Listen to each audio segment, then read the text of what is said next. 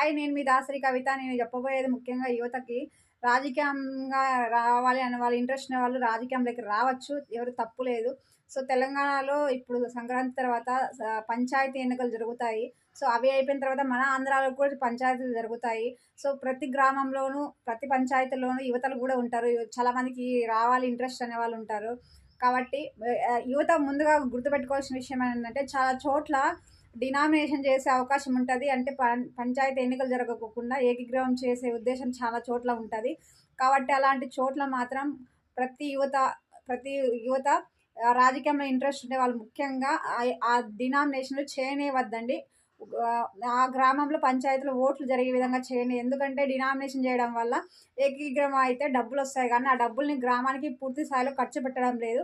కాబట్టి ఓట్లు నిర్వహించే విధంగా మన యువతే ముందుకు వచ్చి చూడాలి. సో, యువతకి ఇది ముఖ్య ఉద్దేశం, నా ఉద్దేశం అయితే.